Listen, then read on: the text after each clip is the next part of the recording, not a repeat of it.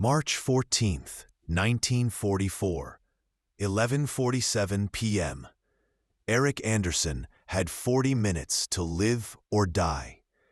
Inside a frozen Norwegian prison camp, 9 SS guards patrolled the night, armed and confident.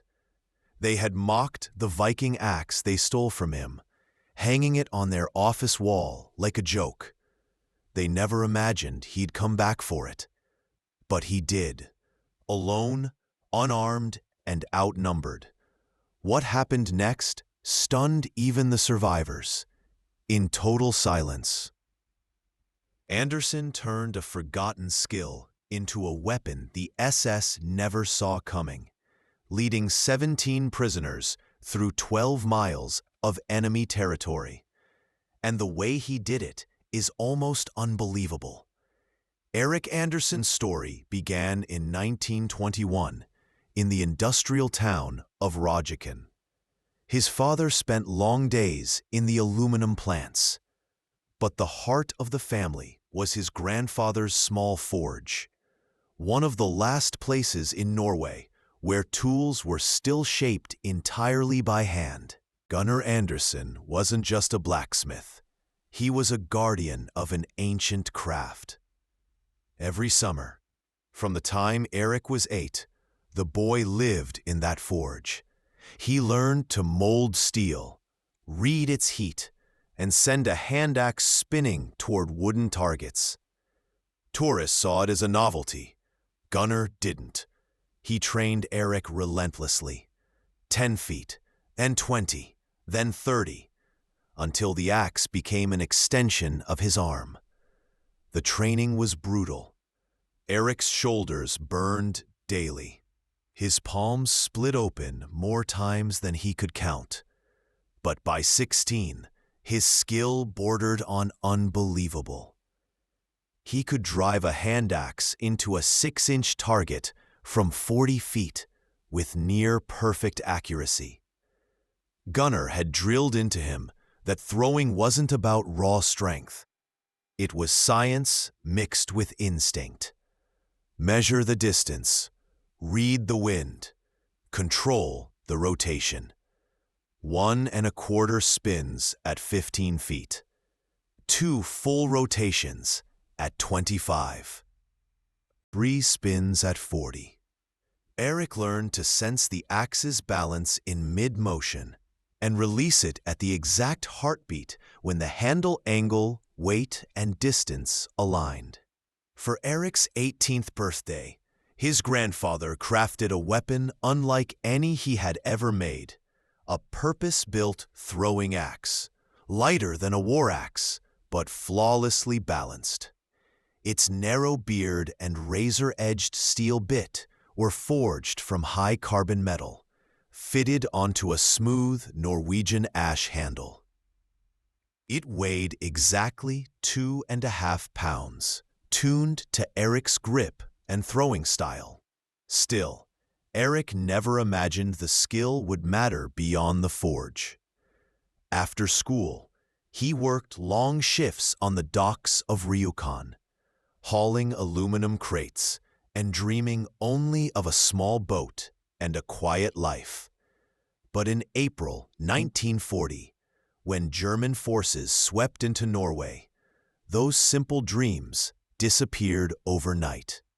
Eric stood helpless as Wehrmacht units flooded into Rjukan, taking over factories, stripping the town of its resources, and turning skilled Norwegian workers into forced labor for the Reich.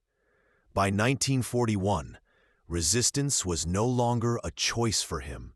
It was a duty. He began with simple courier work, slipping messages through forest trails, then graduated to moving weapons under the cover of night, and eventually ferrying downed RAF pilots across hidden routes to Sweden. Every mission sharpened the danger. Then came February 1944. A weapons drop went wrong, betrayed from within. The Gestapo struck fast, capturing 12 resistance fighters, Eric among them, and alongside him, his childhood friend Lars Bergman. The Germans shipped them to Greenie, a grim detention camp 8 miles north of Oslo. It wasn't an extermination center, but death lingered in every corner, through freezing nights, disease, and the occasional execution. On arrival, SS guards processed Erik, cataloging each possession. When they discovered the throwing axe tucked in his pack, confusion crossed their faces. Hopster Derm Führer, the interrogating officer, and Klaus Richter examined it with curiosity. Erik calmly said it belonged to his grandfather.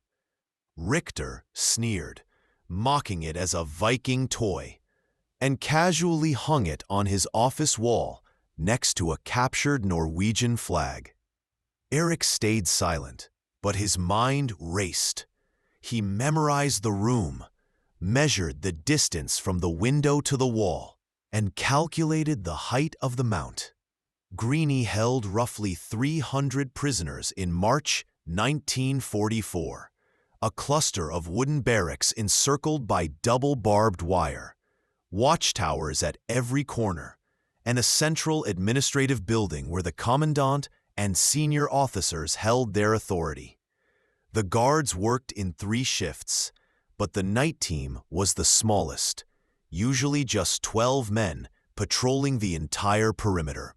Their movements were predictable, pacing the wire every 30 minutes, puffing on cigarettes near the gate, huddling near the brazier when the freezing air bit at their fingers.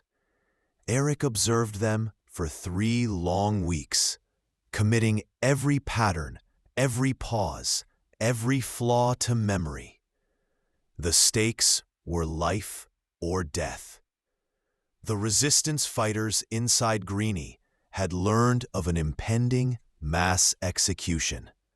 17 prisoners, including Erik, were marked, accused of sabotaging the Nor Hydro plant, the heavy water facility fueling Germany's atomic ambitions. Oslo headquarters had set the date, March 15th at first light. 17 men, including Erik and Lars, were to be loaded onto trucks, driven into the forest, executed, and buried in unmarked graves. They had barely 36 hours.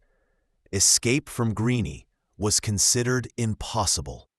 The 10-foot fences were reinforced with double wire, and any movement after dark was met with gunfire. Previous attempts had ended in grisly warnings. In February, 3 men tried cutting through the wire with smuggled tools. They were caught halfway, beaten unconscious, and executed in the yard as all prisoners watched. But Erik had noticed something no one else had. The northwest guard tower left a blind spot, blocked by the administrative building. A 40-foot stretch plunged in darkness between 11:30 p.m. and midnight when the guards rotated. On March 13th, he quietly revealed his plan to 5 trusted prisoners, each aware that one misstep would mean certain death. They huddled in the latrine during evening count, whispering while the guards paced the compound outside. Erik laid out every detail: the blind spot in the northwest corner, the predictable guard patterns, and the 30-minute window when the tower's light left a stretch of darkness. Halvar Nielsen, a former Oslo police officer, shook his head in disbelief. The wire is too thick to cut fast. The guards will hear. Even if we get through the fence, the outer perimeter is a death trap. Too many patrols, too many dogs, too much open ground. Every word pressed the weight of impossible odds onto their shoulders. Yet Erik's eyes betrayed a quiet certainty. Eric finally revealed the real plan. The axe hanging in Richter's office, the blind spot, and what he could do if he made it inside that building. Halvar Nielsen stared at him in disbelief, asking if he was truly proposing to kill 9 armed guards with a throwing axe. Eric answered calmly, one at a time, before anyone could call for help. Halvar called it madness, but Eric insisted it was their only chance. The group fell silent until Lars, Eric's childhood friend, asked the question that mattered. Could he actually hit a man from 50 feet? Eric explained that he'd done 40 many times, and 50 was possible if he compensated for the extra rotation. Olsen, a farmer, leaned forward and asked if he'd ever killed a man with a thrown axe. Eric admitted he had only practiced on pine logs, but the principle was the same. For nearly 20 seconds, no one spoke. Then Halvar slowly nodded. If Eric reached that axe and took out even half the guards, the others could storm the gate with the advantage of surprise. Lars pressed again. How would he even get inside Richter's office? Eric had spent 3 weeks preparing that answer. Eric explained the final piece of his plan.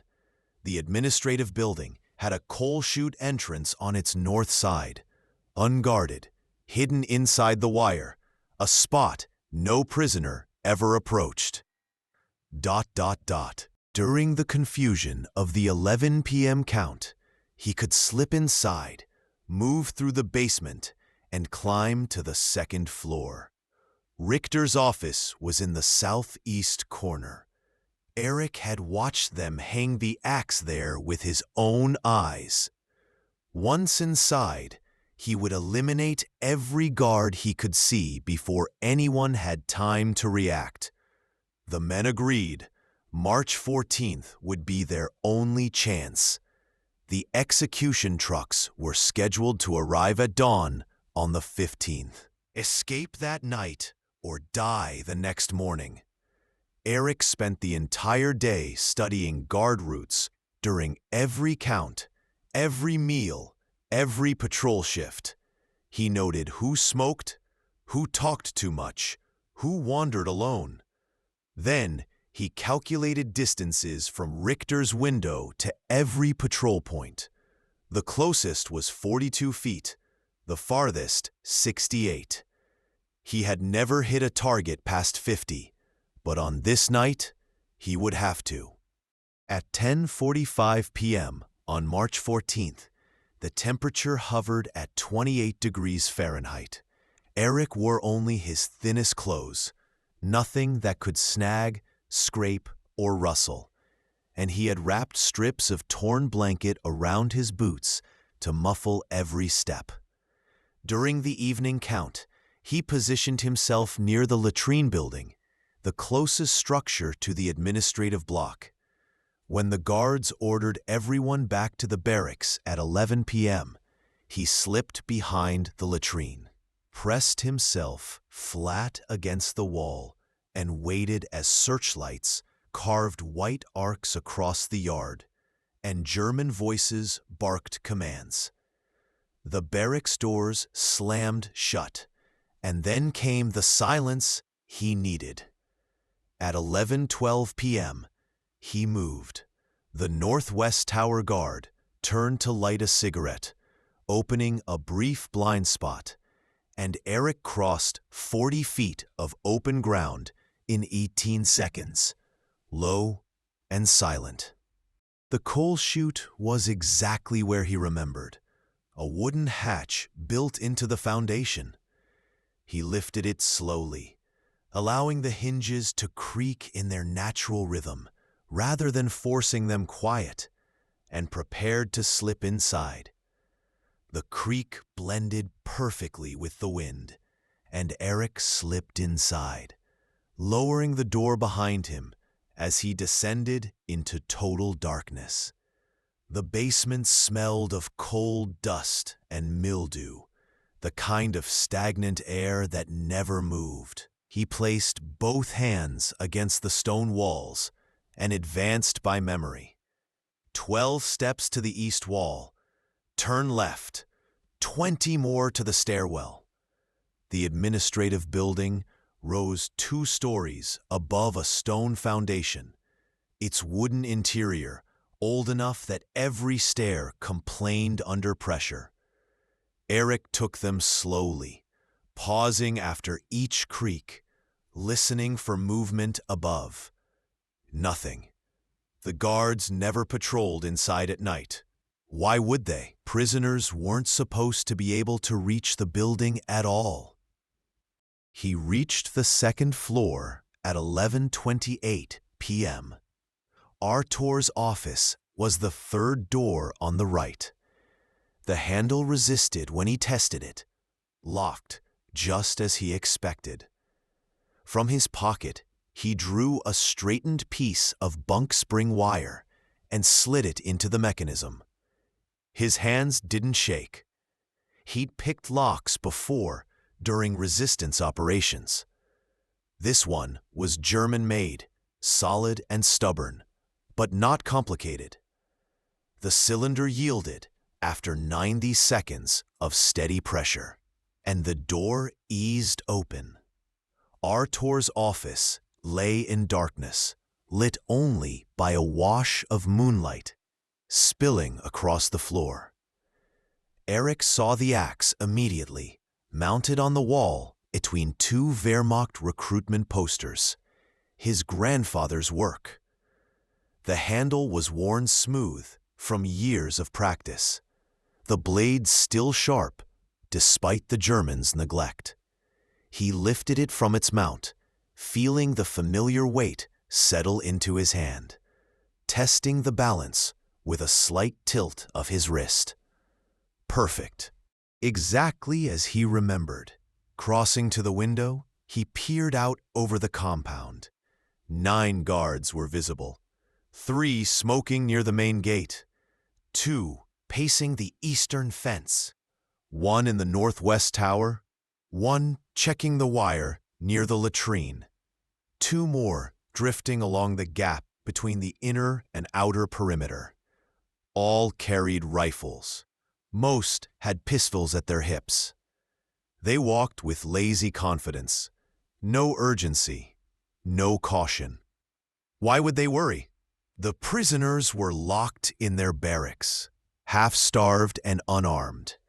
Eric eased the window open, letting a rush of cold night air wash over him.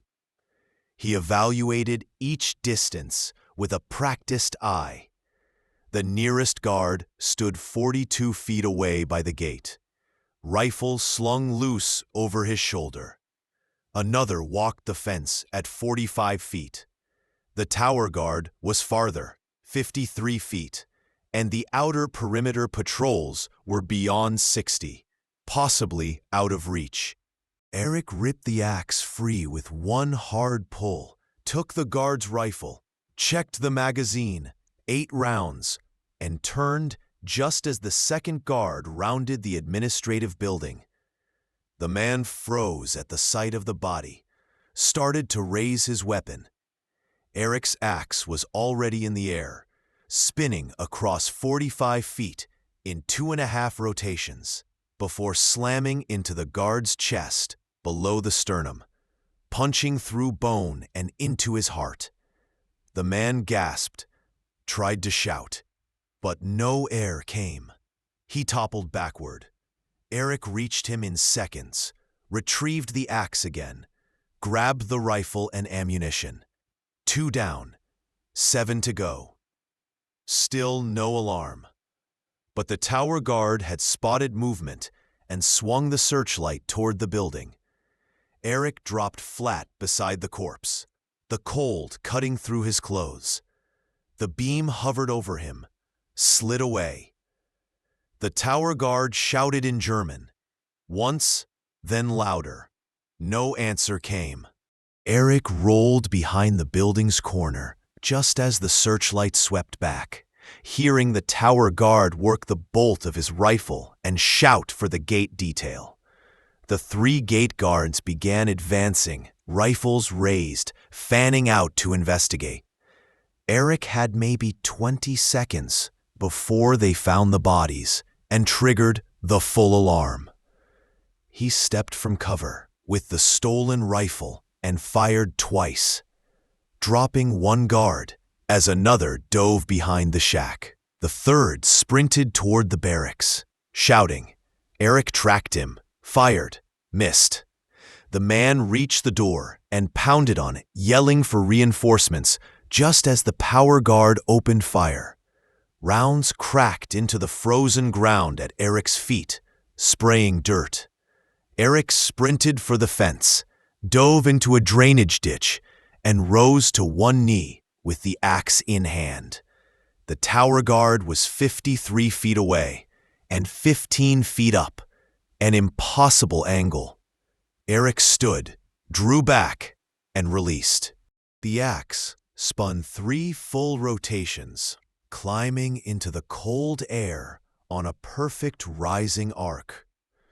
The axe struck the tower guard's shoulder instead of his head, buried deep in muscle and bone, but not a kill shot. The man screamed, dropping his rifle and clawing at the axe handle. Eric grabbed the 2nd stolen rifle, fired 4 rounds, and 2 found their mark. The guard tumbled backward through the railing, crashing to the ground like splintering timber. Eric sprinted to him, pulled the axe free, and ended it with a swift strike. 4 guards down, 5 to go. Outside, 2 perimeter guards were sprinting toward the compound, drawn by the gunfire, while the man who had reached the barracks kept shouting, rallying reinforcements. The remaining gate guard stayed behind cover, firing blindly. Eric counted rounds. 6 fired, maybe 4 left. Eric didn't understand the words, but he understood the meaning. He raised the axe. The guard squeezed his eyes shut. Eric struck once. The screaming stopped. 6 guards lay dead. 3 remained. The barracks guard still shouted, though his hammering on the doors had ceased. He had realized what was happening, that his comrades were dying one by one, systematically. Eric heard boots pounding the frozen ground as the man ran toward the commandant's quarters to raise the full alarm. Without hesitation, Eric gave chase. The guard had a 40-yard head start, but Eric was faster, propelled by urgent instinct and 3 weeks of hunger-fueled, relentless rage. He closed the distance, 30 yards, then 20. The guard glanced back, saw Eric gaining, and tried to sprint faster. His boots slipped on ice. He fell, scrambled to his feet, losing precious seconds. Eric released the axe from 25 feet. 1 perfect rotation, and it struck between the shoulder blades, severing the spine. The man collapsed face first, sliding across the ice, motionless. Eric retrieved the axe, chest burning, lungs heaving. 7 guards down, 2 left, probably in the command quarters, likely already triggering the alarm. He sprinted to the building, kicked open the door. 2 guards scrambled inside, reaching for weapons. 1 drew a pistol. Eric hurled the axe, 15 feet, 1 rotation, striking the throat, crushing the windpipe, pinning him to the wall. The last guard raised a rifle, aimed at Eric's chest. He dove left as the shot rang out, the bullet punching through the wall where he had stood. Rolling, Eric came up with a stolen rifle and fired 3 times. Every round hit center mass. The guard staggered, collapsed. and did not move. Silence enveloped the room. Eric stood alone in the command quarters, surrounded by German corpses, gripping his grandfather's axe. Blood dripped from the axe blade. Eric's hands shook, chest heaving. From the first throw to the final shot, the entire engagement had lasted just 8 minutes. 9 guards were dead. No alarms had sounded. The rest of the camp had no idea what had just happened. Moving quickly, Eric ran back to the barracks, kicking open doors and shouting in Norwegian. Prisoners poured out, confused and terrified, their eyes widening at the bodies scattered across the compound.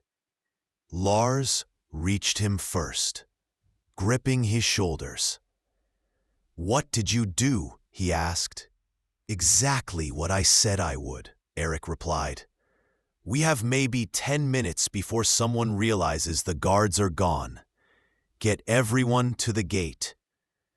17 prisoners, all scheduled for execution, gathered at the main gate. Eric smashed open the weapons locker, distributing rifles and pistols.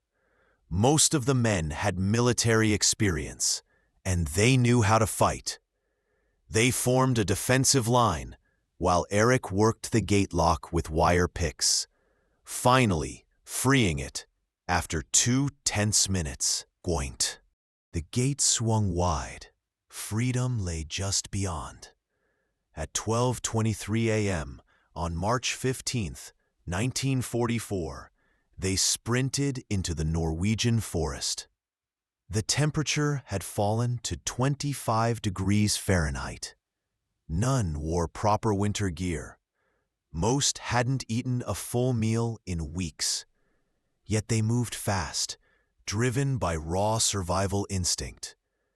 Eric led them northwest toward the Swedish border, 12 miles through enemy territory, carrying 2 rifles, his axe, and 120 rounds of ammunition. The first 2 miles were quiet. Dark forest, no roads, no patrols. But at 1:15 a.m., barking dogs shattered the silence. The Germans had discovered the bodies, sending soldiers and trackers in pursuit. At least 20 men, maybe more. The group couldn't outrun them.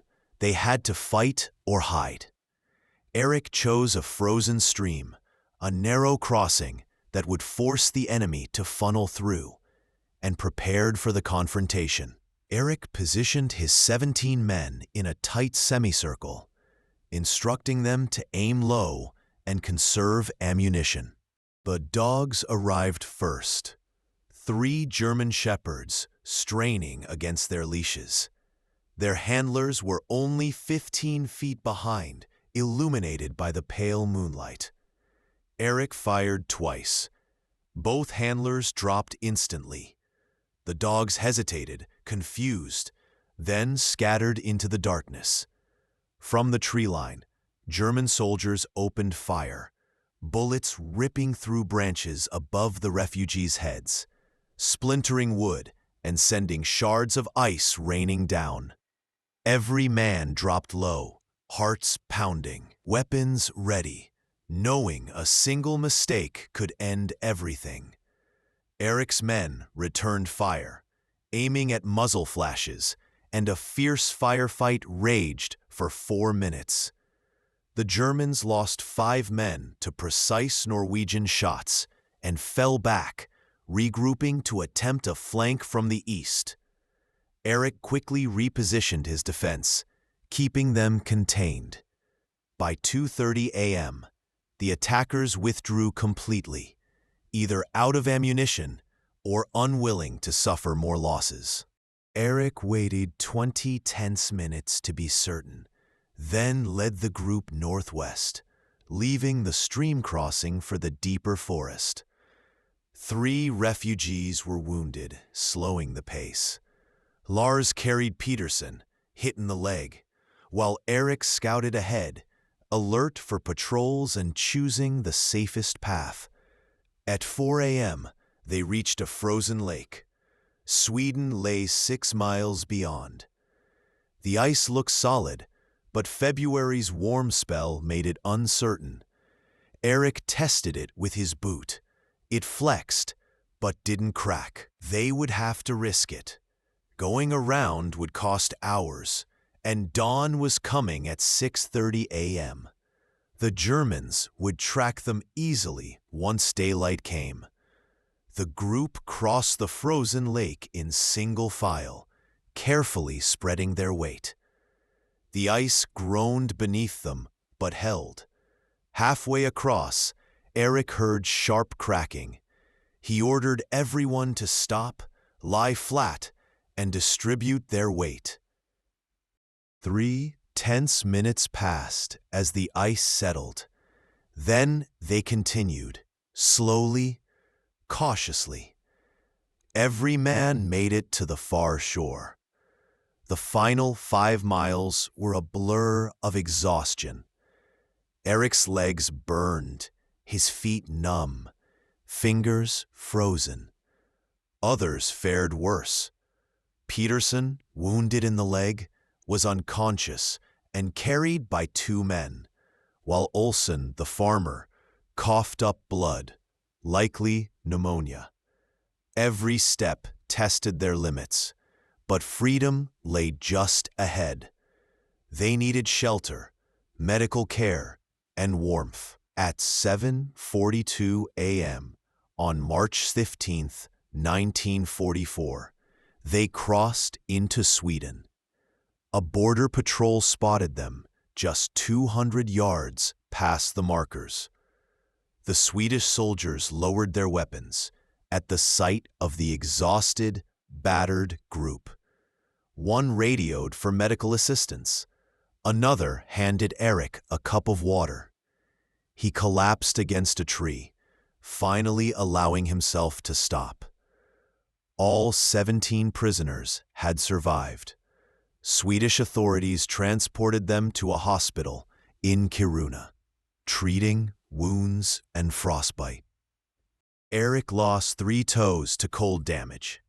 Olsen developed severe pneumonia, but recovered after 2 weeks. Peterson's leg wound healed without infection. Freedom had been won, but at a high cost. They spent 6 weeks in Sweden before being transported to England to join Norwegian forces in exile. Eric's debriefing took place in London during April 1944. British intelligence officers didn't believe his initial account. 9 German guards killed with a throwing axe. Impossible. They questioned him repeatedly, looking for inconsistencies. Eric told the same story every time. The officers brought in the other 16 refugees. Every man confirmed Eric's account. The guards died exactly as Eric described. The evidence was undeniable. Norwegian intelligence filed an after-action report dated April 28, 1944. It documented the escape, the killings, the pursuit, the survival. The report noted that no previous escape from Grini had succeeded. It recommended Eric for Norway's highest military decoration, the War Cross with Sword. The award ceremony took place in London on June 3, 1944, 2 days before D-Day. King Håkon VII, Norway's exiled monarch, presented the medal personally. Eric stood at attention as King Håkon VII pinned the War Cross to his uniform. The 16 other survivors were there, some openly weeping. After the war, Eric never spoke of the mission. He returned to Rjukan in 1945, finding his father still at the aluminum plant and discovering his grandfather had died during the occupation. The old forge lay abandoned, tools rusted, centuries-old Viking techniques all but forgotten. Erik cleaned out the forge, sold the equipment, and used the money to buy a small fishing boat. He spent the rest of his life on Norwegian waters, catching cod and mackerel, living alone in a cabin near the coast. The men he had saved stayed in contact, gathering every March 15th in Oslo. 17 men who should never have survived. They drank, remembered that frozen night when Erik Andersen had killed 9 guards without raising an alarm. Lars Bergman became a teacher, telling students about the war and always mentioning Erik's name. Halvard Nielsen returned to the Oslo police, eventually rising to chief of detectives. Peterson recovered from his leg wound and returned to farming. All of the survivors remembered Erik as the man who had saved their lives with his grandfather's axe. Erik passed away in 1983 at the age of 62, suffering a heart attack while working his fishing nets. His funeral in Rjukan drew 200 people, including 12 of the original 17 survivors. Now old men, white-haired and bent, they buried him with his war cross and his grandfather's throwing axe. The priest spoke of courage and sacrifice, but the survivors said nothing. They didn't need to. They already knew the truth of what Erik had done. Captured German records confirmed the details of the Greenie escape. 9 guards killed on March 14 to 15, 1944. The method of death was initially listed as an unknown bladed weapon. Later investigation confirmed it had been a thrown axe or hatchet. The Germans never understood how a single prisoner had acquired such a weapon or honed the skill to kill trained soldiers from 50 feet away. In response, they increased guard numbers at Greenie, added searchlights, and reinforced the fences, but nothing could stop the story from spreading. Word traveled through the camp, then across occupied Norway. The resistance used it as a beacon of hope. One man, armed with an axe, had killed 9 Germans and freed 17 patriots.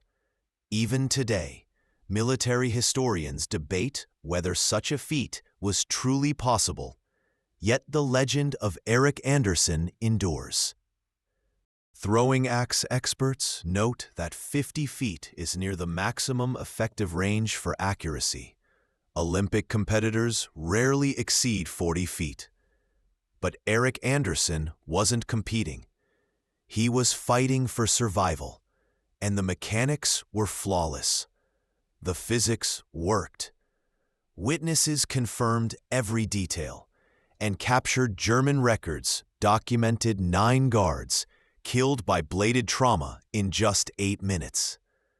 The story endures not because of the weapon, but because it demonstrates what one individual's courage can accomplish against impossible odds.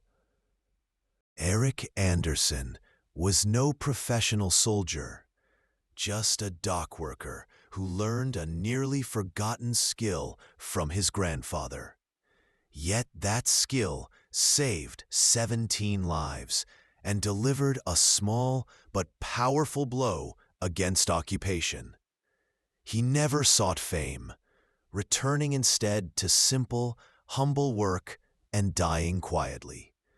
The men he saved never forgot him, and neither should we. If you found this story compelling, please like this video, subscribe to uncover more untold histories, and leave a comment letting us know where you're watching from.